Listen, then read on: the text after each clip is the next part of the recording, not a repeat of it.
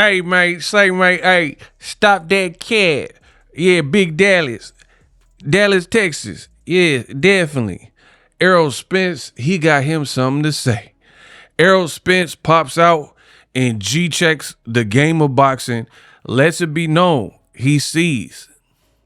He knows what's going on with y'all. He can tell y'all are clout chasing, using his name in vain. But the problem is, when he was active before his last fight, y'all wasn't on that. In this video, I'm going to break down what Errol Spence said and, of course, give my thoughts to the situation. Should be a good one.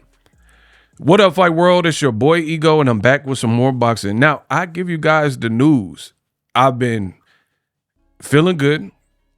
We grinding on the channel, and I got some new news for Errol Spence Jr. Now, fans of Boxing Ego have been fans of Errol Spence Jr. because I've covered several Errol Spence fights. So you guys been rocking with me in my journey, and part of my journey is covering these fighters. So if you're a fan of mine, you're a fan of Spence because it's the same. It's part of the same storyline. You know what I mean? We're in the same universe. So I know I got a lot of fans that rock with Errol Spence. I'm a fan. And make sure y'all better get this to 100K. Use my link me in the description of this video. It'll take you right to it. It'll get you to where you need to be. All my links are here. You got some tiles right here, some affiliate links. Just make sure y'all do that because 2026, I ain't got no time to waste. We are about to evolve the channel. Now, I made this graphic. Errol Spence Jr. G-checks fighters and promoters that are using his name, right? And he included on his story the notorious heavyweight Jack Johnson, legend. A lot of y'all, they need to make a movie about him, for real, for real. But a lot of y'all don't know about Mr. Jack Johnson. Listen, he was defiant. He was a great fighter. He was defiant, and he was doing things his way in a time where you couldn't, as a black man, you couldn't just do things your way. Like he'll pull up to the event, shining, jewelry, in a nice whip, an automobile. That's probably what they called it back then. And he pull up with a white woman. You know what I mean? Stuff you couldn't do. And he didn't, and with a cigar, with a stogie. Come on, man. So Errol Spence know the vibes. That's why he used Jack Johnson, legend. And here's a close-up of it. So it's Mr. Jack Johnson not giving a hey, he fitted. Hey, hold on. Hey, yo, hold on. I gotta pause the video. Stop the tape. Hey, yo, Dre, stop the beat a minute. I got something to say, Dre. I want to tell you this right now. Hold on. Do y'all see my boy? Hey, listen, my videos are freestyle and they go where they need to go. Hold on, bro. That threw me off. I'm just peeping. Bro, look at the steez. Like, look at the drip. The man got, what? He looked like a general. He got this big old steering wheel. He got the little fur joint, like a Russian comrade. Bro, he is fly. Hey, I ain't gonna front. He doing it. He doing it. Imagine it, bro. You know he had money for back in them times. But anyway, so EJ, this is what he had to say. He posted to Jack Johnson.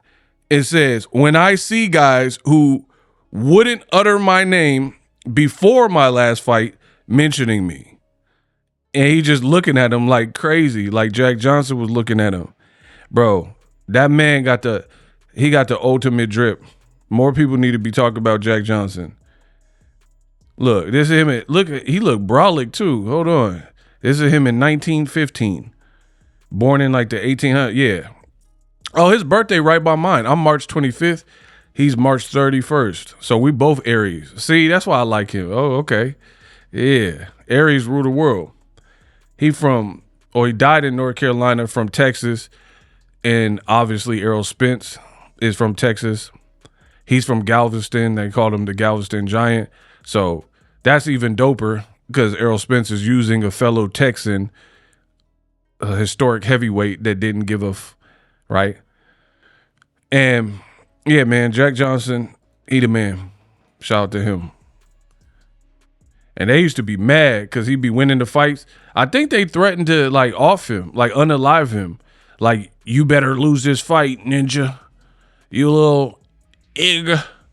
You lose the fight or it's over for you. You know what I mean? Like, that's the times he came up in. You know what I mean? They were trying to get him to fix the fight and lose so he lose to a white dude. Man, that's why I'm not going to say I don't respect these new fighters, because I do.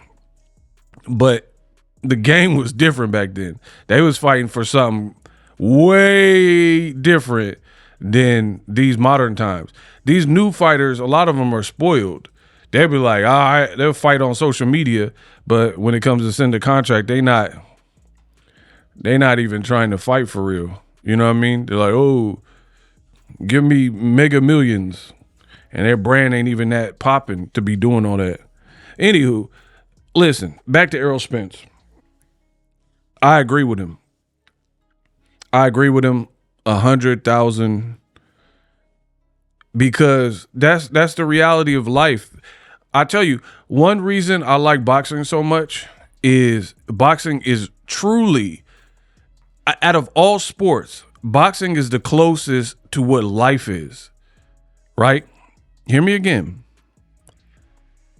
If you go sport to sport, there's no other sport. I'm not saying you can't learn lessons in basketball or golfing or wrestling, any other sport.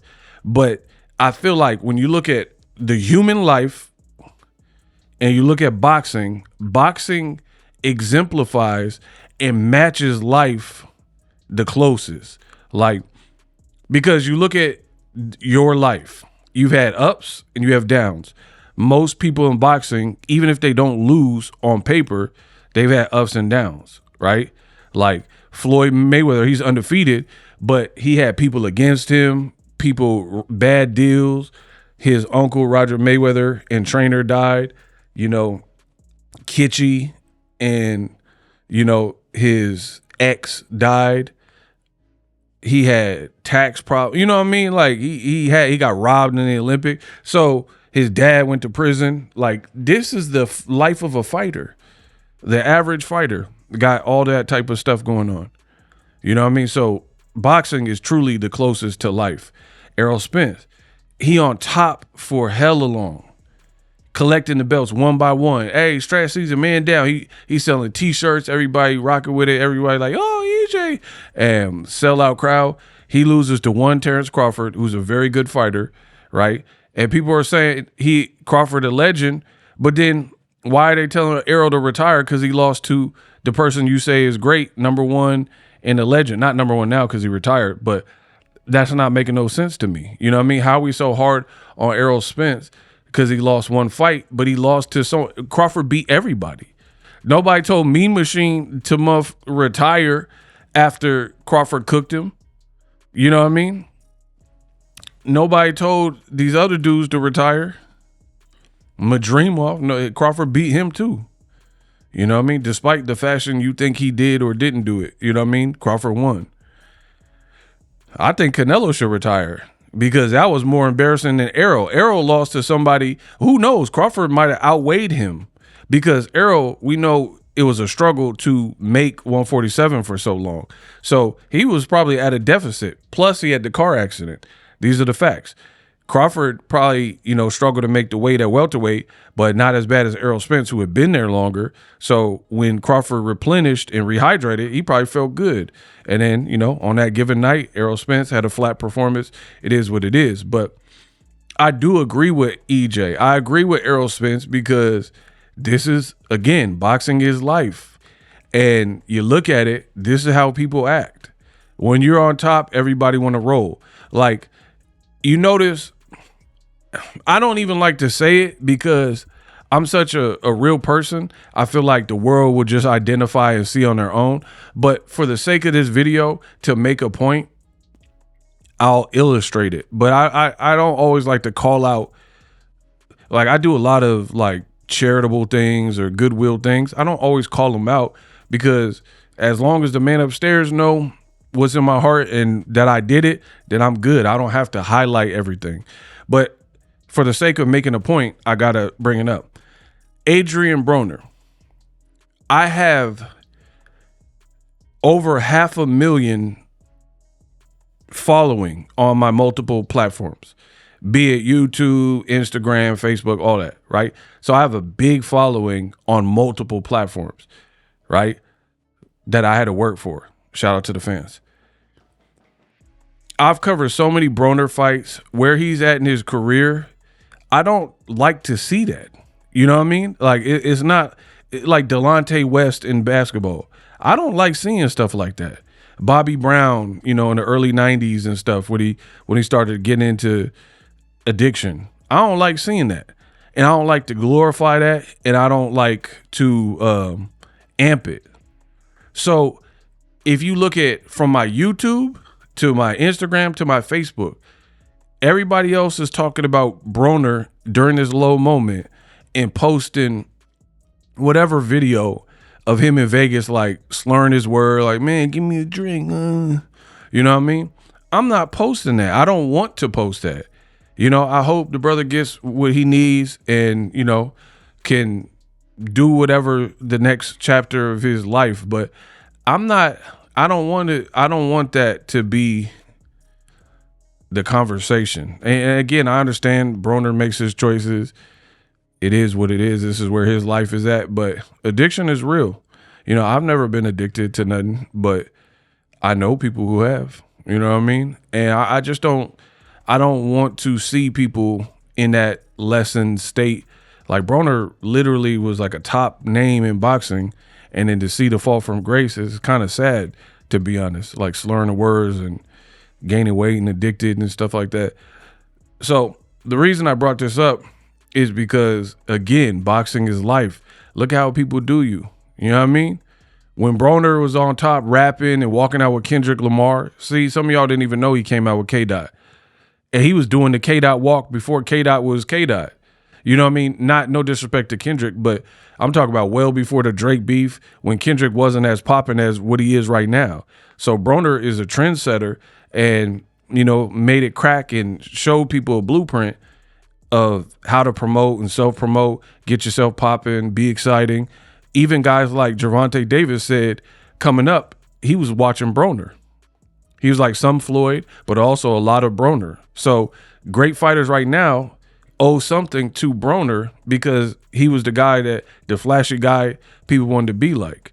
So it shows you how in boxing, it's a lonely sport, the loneliest sport. People will cut you off in a heartbeat if you lose a fight, like Errol Spence. You know what I mean? But on my channel, we still rocking. Whatever Errol decides to do, we rocking with it. But I agree, there are a lot of people uttering his name, and De La Hoya like, we owe Virgil and da-da-da-da. Why wasn't you pushing for Virgil to fight Crawford or Virgil to fight Errol Spence when Errol Spence looked indestructible? You know what I mean? So it shows you how the game works. For more boxing news, subscribe.